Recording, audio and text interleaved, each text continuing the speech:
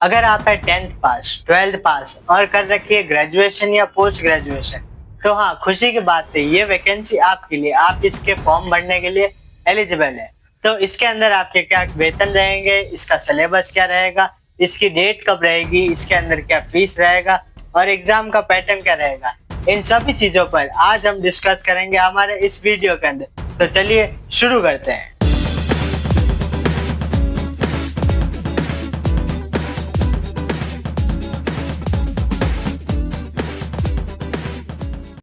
जय श्री राम साथियों, मैं आपका रिपोर्टर होस्ट और दोस्त Mukul Namdev MN job news join and grow with us में आपका स्वागत करता हूं, जहां हम बात करने जा रहे हैं एसएससी ने जो नई वैकेंसी निकाली है एसएससी एमटीएस, उसके बारे में आज हम डिस्कस करने वाले हैं।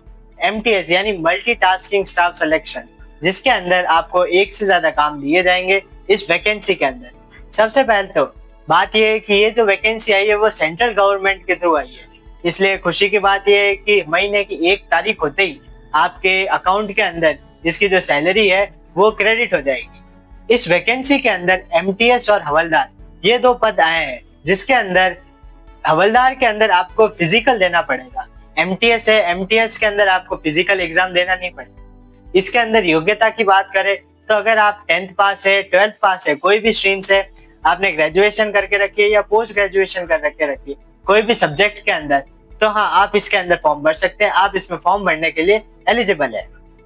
बात रही इसके अंदर एज लिमिट की, अगर आपकी एज 18 से 25 साल के बीच में है तो हाँ, आप इसके अंदर एमटीएस की जो पोस्ट है उसके अंदर अप्लाई कर सकते हैं। अगर आपकी एज 18 से 27 के बीच के अंदर है तो हाँ, आप इसके अंदर जो हवलदार की पोस्ट है उसके अंदर अप्लाई कर सकते हैं। दोनों के अंदर बस 2 साल की एज का ही फर्क है।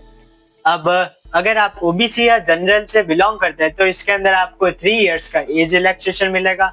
आप अगर एससी एसटी से बिलोंग करते हैं तो इसके अंदर आपको 5 इयर्स का एज रिलैक्सेशन टाइम मिलेगा। अब बात आती है इसके फीस स्ट्रक्चर के अंदर। इसका फीस स्ट्रक्चर बहुत ईजी है।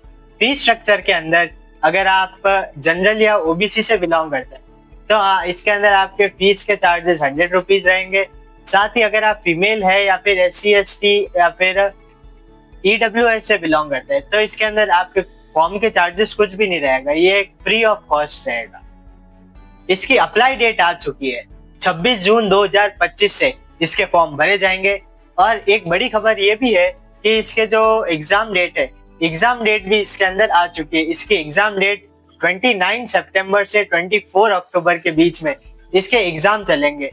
यानी अलग अलग डिपार्टमेंट के हिसाब से अगर इसमें आप पोस्ट भरेंगे तो उस हिसाब से आपका एग्जाम का टाइम टेबल आएगा। पूरे महीने इसका एग्जाम चलेंगे।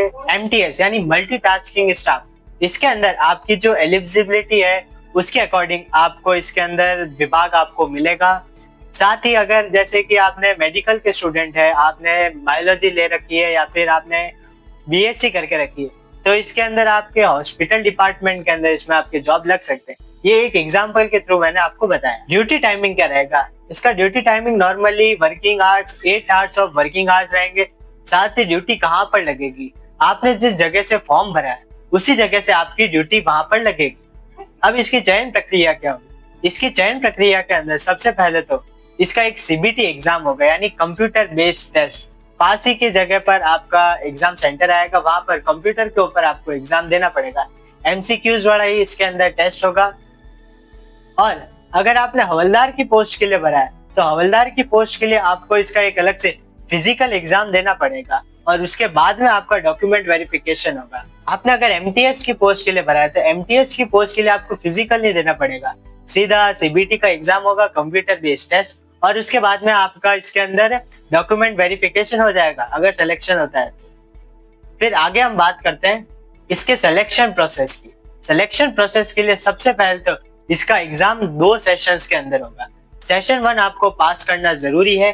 सेशन 1 के अंदर मेरिट लिस्ट कोई नहीं निकलेगी। सेशन 1 के अंदर आपके रीजनिंग और मैथ्स का पेपर होगा, जो माना जा रहा है कि 120 मार्क्स का एग्जाम होगा और उस एग्जाम के लिए आपको 45 मिनट्स मिलेंगे। अब गौर करने वाली बात यह है कि सेशन 1 को पास भी तो करना पड़ेगा। सेशन 1 को पास करने के लिए अगर आप जनरल कैटेगरी से बिलोंग करते हैं तो आपको 30% मार्क्स स्कोर करने पड़ेंगे। आप ओबीसी या ईडब्ल्यूएस के हैं तो इसमें आपको 25% मार्क्स सेशन 1 के अंदर स्कोर करने पड़ेंगे। आप SC/ST से बिलोंग करते हैं तो 20% मार्क्स आपको इसके अंदर स्कोर करने पड़ेंगे पास करने के लिए। सेशन 1 पास करते हैं फिर ही आप सेशन 2 के अंदर जा पाएंगे। सेशन 2 की खास बात यह है कि इसके अंदर 1/3 माइनस मार्किंग का दिया हुआ है। एक उत्तर गलत होने पर आपके -1/3 होंगे। साथ ही सेशन 2 के अंदर जीके और इंग्लिश का पेपर होगा जो 150 मार्क्स का आपका एग्जाम होगा, यानी 75 मार्क्स ईच सब्जेक्ट में आपके इसके अंदर देखे जा सकते हैं। अब इसके अंदर पासिंग मार्क्स कैसे आएंगे?